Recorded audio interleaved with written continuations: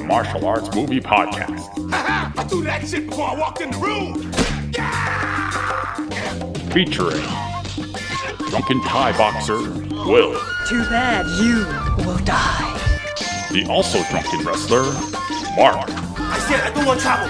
And drunken karate master Zero. You've lost your balls. And now, I know Kung Fu. You know, baby. Fists of Fail. Hey, Will, would you be lying if you were saying that you liked Once Upon a Time in China Part 3? I would never say those words. Those words would never come out of my mouth. I don't remember this movie at all. I didn't remember this movie at all prior to us watching it. This is your first time watching this movie, right? This is my first time, yes. I think I already said it on the record before. I don't remember any movie after 2. And I think I actually don't know why I don't remember this movie, because it's actually kind of memorable in the fact that it's so bad. Is it? I don't know. Am I being hyperbolic? After rewatching, I'll disagree with you, but I can see why martial arts fans probably dismiss this movie, because what the action takes like a weird left turn, and it becomes less about the impressive martial arts choreography that Yuen Woo-ping did with the first and second movie, and more about spectacle, more about, hey, we have 100 extras, we need to put them all in lion costumes and bombard your eyeballs and screen real estate with these extras. Oh, my eyeballs are still hurting from this movie. It's a very colorful movie. Let's just put it like that. It's very colorful. There's a lot of things going on pretty much all the time when there's fighting going on. But before we get to that, you mentioned before that, yes, Yuen Woo-ping did the first 2 movies, right, as our action choreographer. But instead, Yuen Bun, I think I'm pronouncing that correctly. It's always weird with romanization. He replaces Yuen Woo-ping in this movie. And I don't know. It doesn't have the same kind of qualities as the Yuen Woo-ping movies, although it still has the wiry kind of effects that you would expect from a Yuen Woo-ping production. It's just not done in a way that. Well, I can't believe I'm defending Yuen Woo-ping and his wire work, but Yuen Woo-ping actually shows like a little bit of restraint, and here it goes really overboard sometimes. I don't know. It's like taking Yuen Woo-ping and going the extra mile with that. It's funny because, we'll complain about wire work, which it's fine. We can do that. But now that we've seen kind of bad wire work, you can kind of make the argument, okay, yeah, Yuen Woo-ping kind of knows what he's doing. He is an expert in that craft, in addition to having a very competent cinematographer to shoot that in a very, very nice and visually stylistic way. It's a little hard to tell because this third movie now in the series, they've changed martial arts choreographers, and then they've changed cinematographers. This movie looks drastically different from the first 2 movies, and the way the fight scenes are shot is also very different. So I'm wondering if Yuen Woo-ping maybe stuck around for the choreography, but they switched cinematographers, maybe. Like, would it still have that weird feeling of unevenness? I don't know. I mean, yes, the cinematography in this movie is definitely different, because I felt like the last 2, whether you like them or not, you can definitely agree that the camera work is so dynamic and so fluid, and it's actually what makes those films stand out. And here we don't get that as much. We it feels like a dollar store imitation sometimes, because like, look, we're doing a Dutch angle. Isn't that close enough? Man, so many Dutch angles in this. So many really, really wide lenses. Mm-hmm. It's funny that you kind of say dollar store imitation. Like, I don't want to be so hard on it, but because of the use of wide angles, sometimes it'll blur the edges of the screen, making it feel a little cheap. And that's kind of a shame, because I know stylistically that's kind of a cool thing to do. sometimes it works for what they're trying to convey in the scene, but other times you're just like, oh, was he out of focus? What's going on? My big problem with this. Let me just say I don't want to shit on it entirely either. There's some good in this, and I actually would like to say maybe the martial arts choreography isn't so much the issue. It's just the cinematography, and let's backpedal a little bit. The decision to make this movie basically revolving around lion dancing is both interesting because it's culturally appropriate, because Chinese culture has a lot of lion dancing, especially for any sort of festivals or and it kind of makes sense in this context because the story is that the emperor wants to show the Westerners the cultural side of China by having everybody compete in lion dancing. So with that premise alone, there's gonna be a lot of lion dancing in the movie. Yeah, go ahead. Well, the issue there is, yes, you can do that, but we're given too much lion dancing, right? Yes. That's where it gets visually redundant, because you see lions in the beginning, you see lions in the middle in a very big, elaborated action scene, and then at the end, you're thinking, okay, how are they going to one-up themselves? It's more lions, just even more lions now. Oh, there's a bigger lion. And there's a bigger lion, yeah. It's a kaiju lion. Right. That's where it's kind of a shame, because culturally that's cool that they're incorporating the lion dancing stuff, and I think they do some interesting things there, and they change things up for the most part. But then when you're getting another elongated action set piece with even more lions, it's like you should have just kept it all in the end. I think if we remove that big lion action set piece in the middle, the ending wouldn't have felt so tiring for me. Yeah, well, there's definitely an overload of lion dancing in the movie, and the big problem with all of them is not only is there so many, so you can't really tell the difference between one and the next, and it kind of like deflates the intensity of another one when you just had one like 20 minutes ago, right? But it's just messy. It's just so much shit going on, and that's such a shame because you can tell there's a lot to this. There's a lot of moving parts in all these scenes, right? These lions are breathing fire. They have spears. They're wielding maces, darts. But but they're all different colors, right? So like there's one that's bright red and one that's bright blue and then one that's bright green, and they're all just fucking mangled on the screen. And then at the middle of it, like Wong Fei Hung is underneath one of the lions, I guess, maybe, or maybe he's not. Doesn't matter. All you see is a bunch of colors on screen. All the lion dancing fights in the movie are just a jumbled mess. Like you can't tell what's happening, or you can't focus. And there's a whole bunch of those fights in this movie. Yeah, it's a shame because, as you said, like it is kind of impressive that they got all these extras and all these people.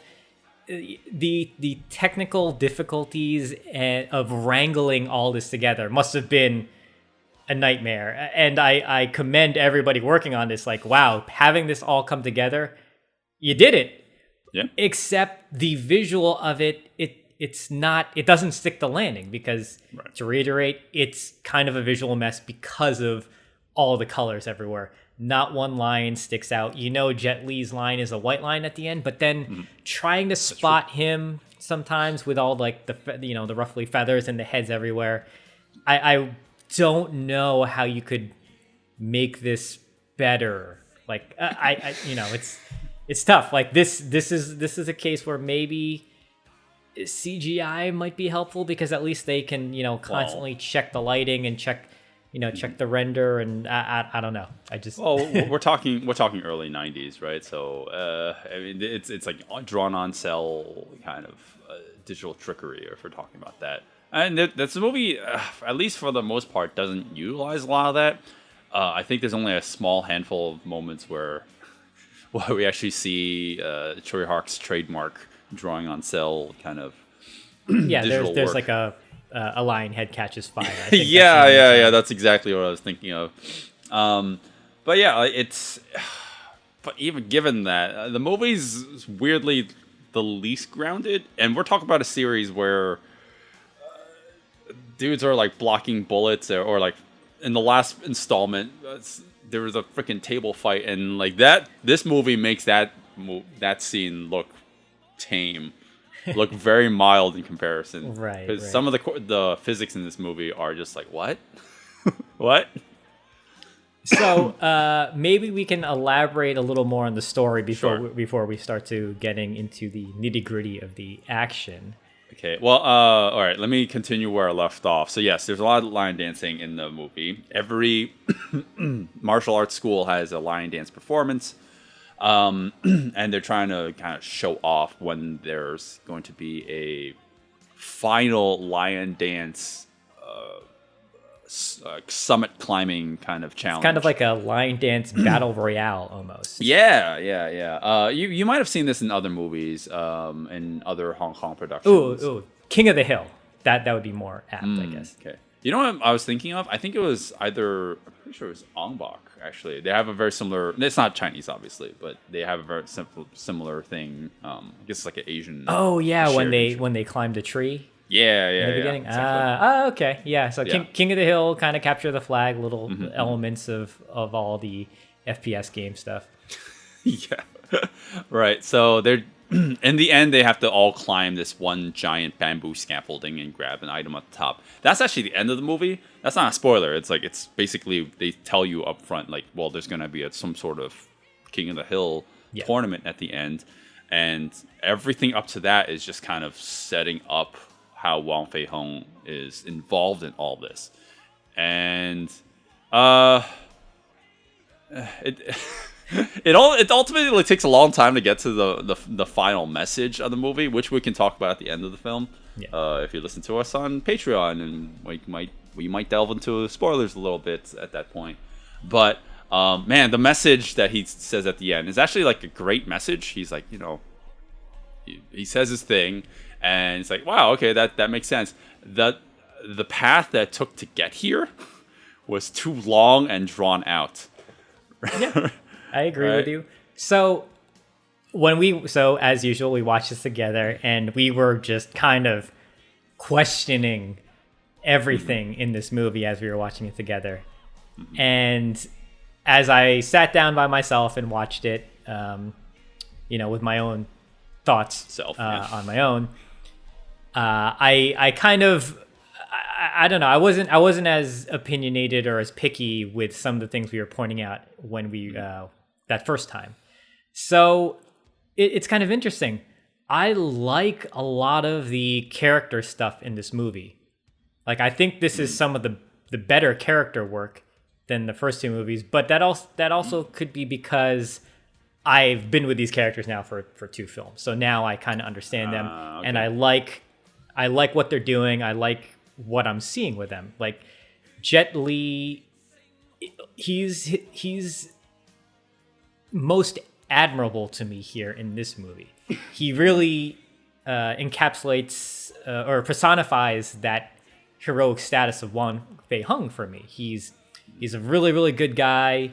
He's very noble. He's very stoic. He's more diplomatic in this movie. He's trying to solve not only his own problems, but the problems of like the feuding martial arts schools, also the problems going on with the Lion Festival. And yeah, I like this character a lot more. But like I said, that could be because I spent so much time with him already. Interesting.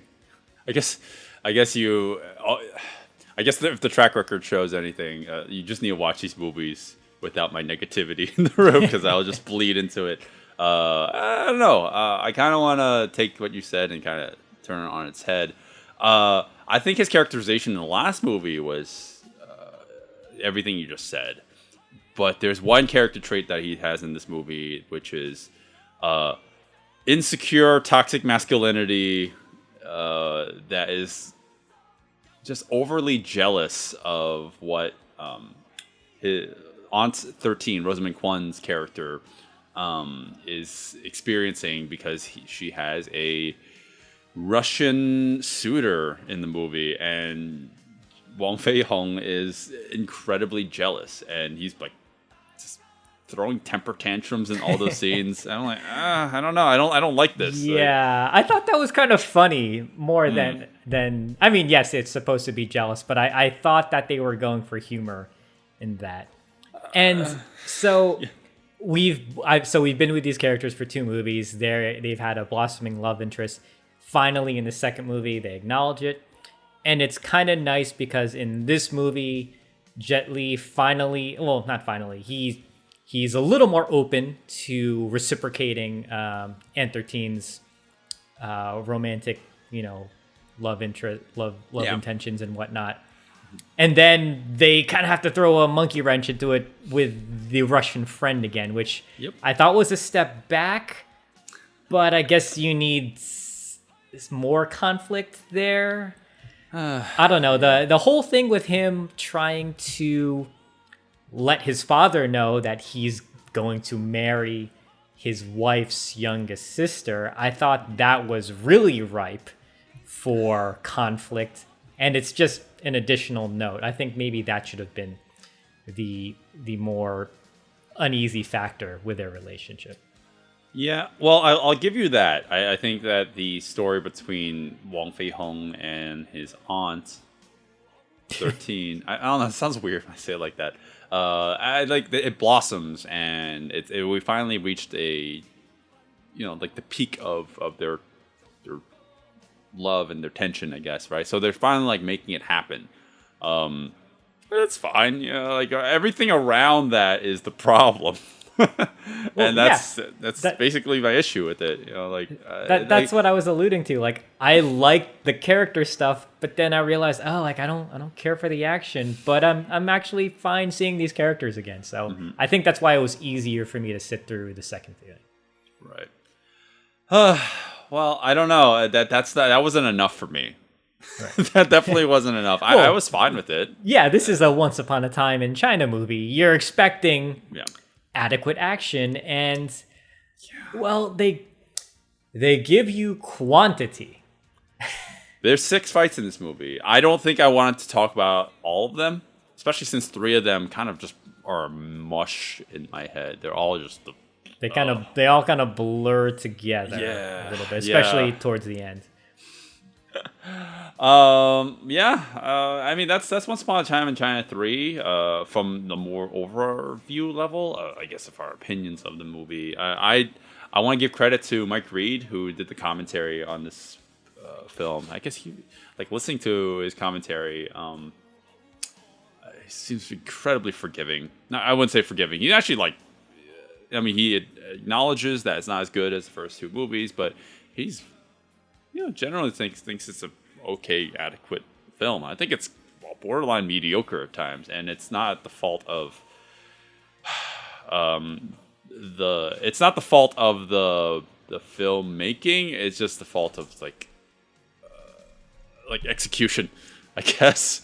I would say execution. The last set piece is, like, their eyes are bigger than their stomach. I think they took on too big of a task. It like when you see that huge, wide shot of everything being set up, you're like, oh man, something big's gonna happen. Right. And then it doesn't kind of come quite together. So you can see what they were going for, and then perfectly, like you said, execution. Yeah, even on paper, it wasn't such a good idea. It's like, hey guys, let's make a movie. Let's have a bunch of lions on screen, like 100 lions on screen, and have them fight. What could go wrong? Well, maybe the audience won't understand what's happening because there's so much shit cluttering the screen. Shut up, you're fired. Now the movie was made. Replace him with a lion. They take that guy, throw him out the window. And that's basically what Once Upon a Time in China 3 is in a nutshell. And I guess with that, I don't have much else to say. We can go right into the movie. Hey guys, thanks for listening to the podcast. We're at the point where we give our recommendations, but there's a whole wealth of audio you would be listening to here if you follow us on Patreon. There you can listen to the entire episode, including an exclusive action breakdown of the fights in the movie. And now on to our final thoughts. Well, that's the movie. That's Once Upon a Time in China 3. That's all the action. How do I not remember this movie? Because I would have. I feel like I should have remembered it just based off of how much I didn't like the film, or at least would have remembered the lions. It's just the Lions movie. This is the real Lion King, because in the subtitles they keep referring to them. Right. The Lion tournament King has competition. yeah, the Lion King competition. Oh boy. I don't have much nice to say about this movie. The only reason why we're doing it is because it's part of the compilation of Once Upon a Time in China movies featuring Jet Li. But if it weren't for that, I might have easily glossed over it, been like, it has one kind of good fight. And the movie's kind of mediocre for the most part. I don't like the execution. I think there's a lot of problems with the everything. I don't want to beat a dead horse. It's visual vomit. It looks messy. There's one good fight, kinda. It's silly. Maybe check that one out. I don't recommend the movie. That's it. That's my 20-second recommendation or not recommendation. Zero thoughts. I actually agree with everything you said, but I don't know. For some reason, when I watched this a second time around, I enjoyed it. Minus the action, because yes, everything we echoed many times visually, it's kind of an eyesore. So I think what happened is, going in upon the second rewatch, I focused on the characters. I liked all that stuff. I liked their interactions. I liked the evolution of where Rothman Kwan and Jet Li's relationship went, and then the troubles that they were facing. But at least they are now officially a couple, which is nice. Right. And whenever it came to the fights, I think I just turned my brain off and tried not to think about what came before it, because what came before it is pretty good, and you're going to make the comparisons because it's the series, but I'm trying to think of it as its own thing. Mm-hmm. I didn't like it. I'll be very frank. I don't like the fights in this movie, but I do like the oil slicked floor fight. I think the execution is a little sloppy, but I did enjoy it. So okay.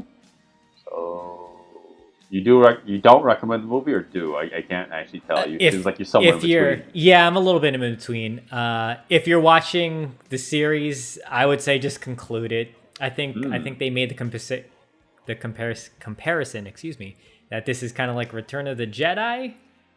Ah, yeah, they did. Trilogies. So, just finish it off. It's still Jet Li. Or don't. Leave it on a high note after part 2, right? Speaking of leaving on a high note, yeah, this really is like Return of the Jedi. It's like, the Ewoks made this movie, that series silly, and then this movie just fucking went crazy with the silly as well. So the lions, yep. But the lions, goddamn, so many fucking lions. Let's just retitle this movie the Lion Dance Movie, and maybe some fighting. A little subtitle.